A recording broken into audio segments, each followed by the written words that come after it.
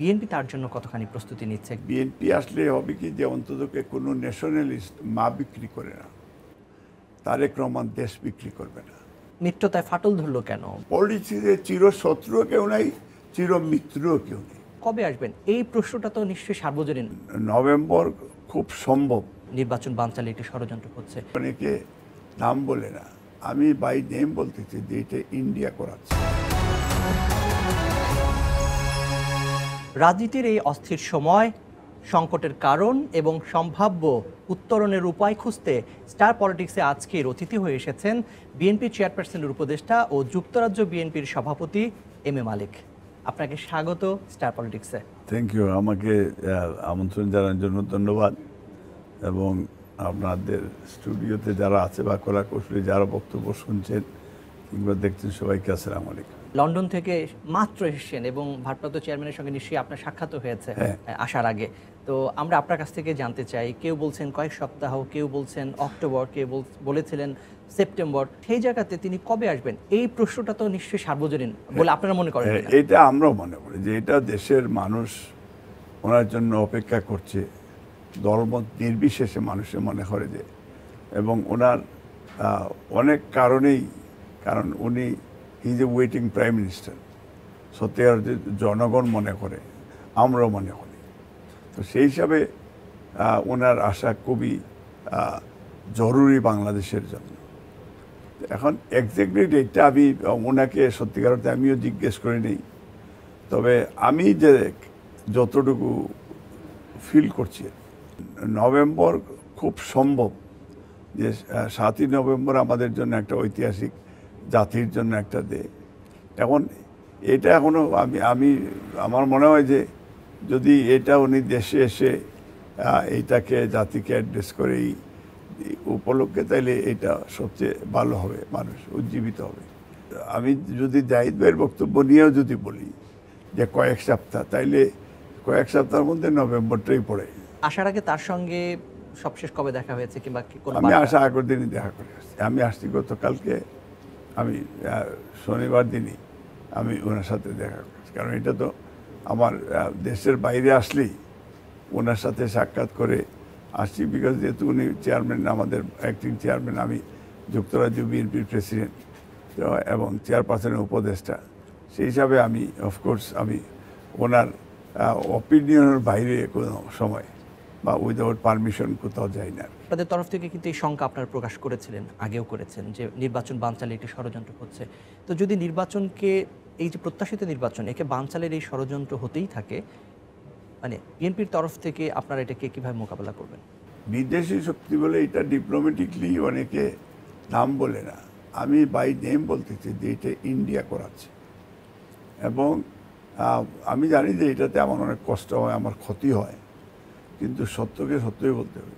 এবং সেখানে হাসিনা বসে আপনার বিভিন্ন দেশে টেলিকনফারেন্স করছে এবং তার বিভিন্ন এই যে অবৈধ টাকাগুলি এটা বিভিন্ন জায়গায় ডিস্ট্রিবিউশন করছে, এটা থ্রো র। আপনারা এই ষড়যন্ত্র মোকাবেলা করবেন কিভাবে? জনগণ এবং সেনাবাহিনী, এখনও সেনাবাহিনীর মাঝখানে অনেস্টি আছে, এমনও নাহলে সেনাবাহিনী অনেক আগে ক্ষমতা, ওই দিন ক্ষমতা নিতে পারত। তো বাংলাদেশের সেনাবাহিনী আর জনগণ যদি ইউনাইটেডলি যদি ফিল করে, তাহলে কে আসলো কে না আসলো, কে কী করলো, এটা নিয়ে আমার মনে হয় না কোনো মাথার ব্যথার কারণ। আপনি শেখ হাসিনার কথা বলছিলেন, আপনাকে তো 2023 সালে শেখ হাসিনা চায়ের দাওয়াতও দিয়েছিলেন। হ্যাঁ, বিএনপি রাজনৈতিকভাবে দেশে বলেন আর বিদেশে বলেন ফেস করার মতো আওয়ামী লীগ 7 বার জন্ম নিতে হবে। বিকজ আওয়ামী লীগদের তারা যখন গত 15 বছরে আমরা প্রবাসে, ইউকে বলেন, আমেরিকা বলেন, ওয়ার্ল্ডের যে কোনো দেশে আমরা কিন্তু চ্যালেঞ্জ করেছি এবং চ্যালেঞ্জ গ্রহণ করেছি, কোনোদিন আমাদের সাথে তারা ফেস করতে পারে নাই। অধ্যাপক ইউনূস তিনি একটি আন্তর্জাতিক গণমাধ্যমে তিনি একটি সাক্ষাৎকার দিয়েছেন, সেখানে তিনি বলেছেন যে আওয়ামী লীগের কে তারা নিষিদ্ধও করেননি, কিংবা আওয়ামী লীগ কোনো অবৈধ দলও নয়, তার কার্যক্রম স্থগিত করা আছে, তবে যে কোনো সময় তার কার্যক্রম আবার সচল হতে পারে।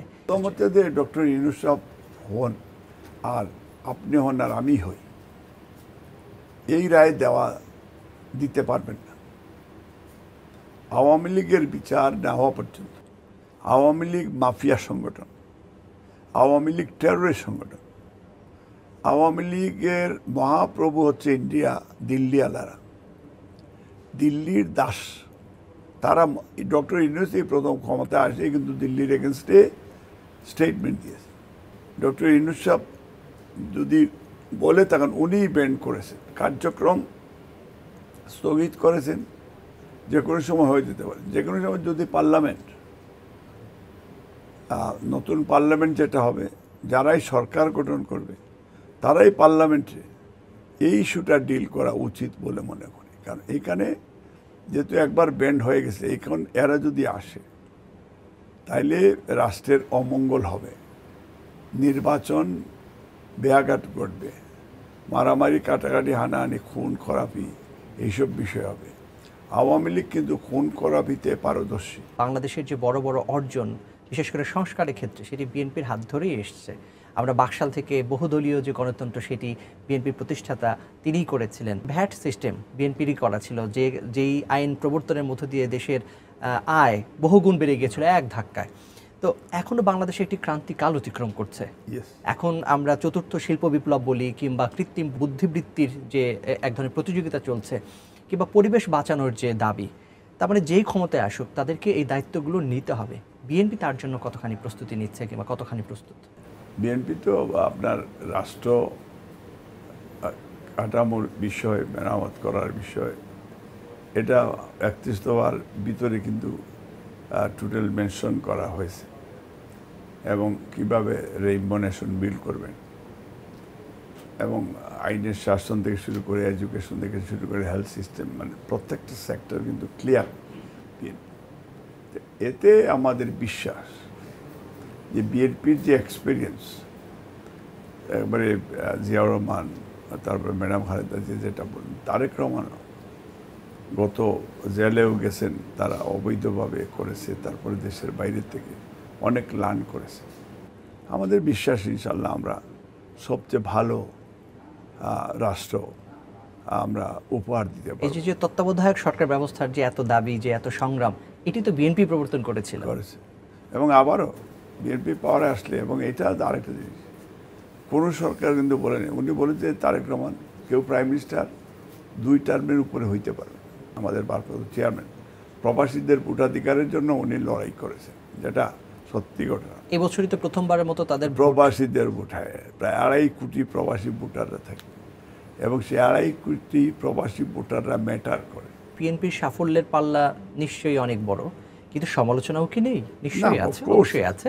আমরা বিএনপির সময় মাগুরা নির্বাচন দেখেছি, কিংবা বিচারপতিদের বয়স বৃদ্ধির ব্যাপারটি দেখেছি, কিংবা জামাত ইসলামের নেতাদেরকে মন্ত্রী বানাতেও আমরা দেখেছি, 4 দলীয় জোটের যে 2001-এর যে সরকার গঠন করে। তো এই জায়গাগুলো কিভাবে বিএনপি খণ্ডাবেন? দুর্নীতিতে বাংলাদেশ চ্যাম্পিয়ন, বটমলেস বাস্কেট, এটা ম্যাক্সিমাম আওয়ামী লীগের সময় হয়েছে। হ্যাঁ, আমরা বলছি না যে আমাদের, কারণ আমাদের সময় যে বেগম খালেদা জিয়ার রিজার্ভ ফান্ড, রিজার্ভে কত রেখে গেছিল বিএনপি, সাইফুর রহমান অর্থমন্ত্রী হিসাবে, এটা তো আপনিও আগেও শুরুতেই বলেছেন। এই কৃতিত্বগুলি আমাদের রয়েছে। আমরা উন্নয়নের রাজনীতি আমরা করেছি। এখন আমরা চাই যে বিএনপি যা অতীতে করেছে, আগামীতে বিএনপি সরকার যখন গঠন করবে ইনশাল্লাহ, তখন বিএনপি আপনি দেখবেন যে, আমি বলবো না যে ওভারনাইট মালয়েশিয়া, সিঙ্গাপুর হয়ে যাবে, কিন্তু আমরা কোনো অংশে পিছনে থাকবো না, এবং আমরা এটা হার্ড ওয়ার্ক করবো সবাই মিলে।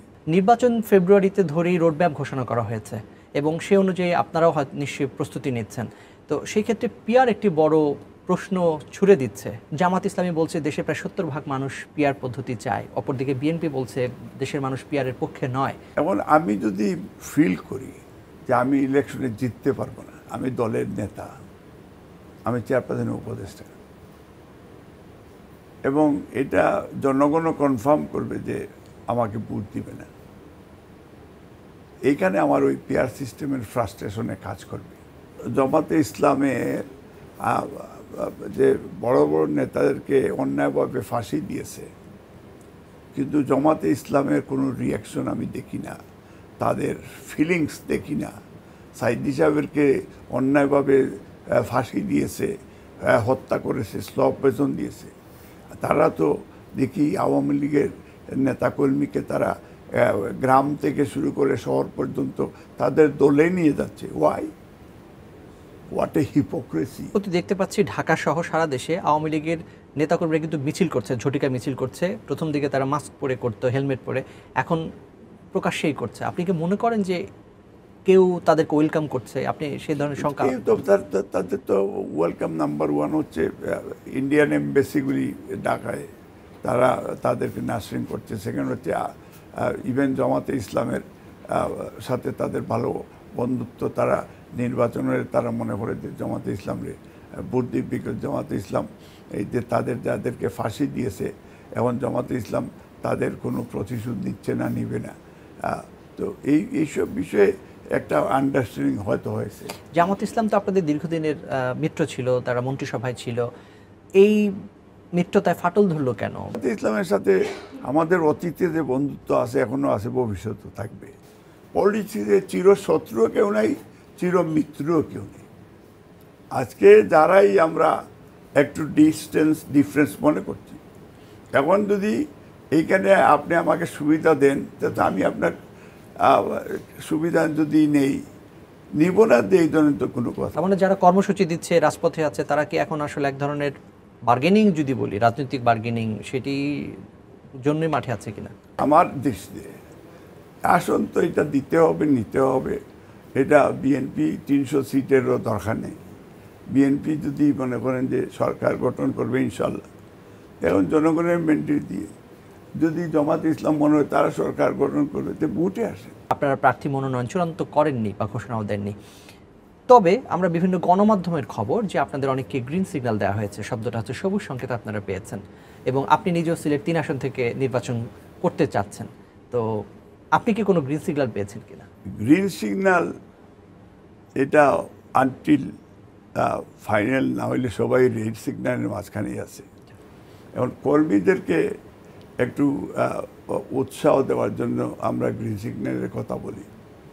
Green signal only Begum Khaleda জিয়াকে দল দিয়ে রেখেছে, জনগণ দিয়েছে, এরপরে তারেক রহমান, আর তারপরে আমাদের স্ট্যান্ডিং কমিটি যারা আছে, বাকি আমরা যারা আছি সবাই কিন্তু রেড সিগন্যালে আছে।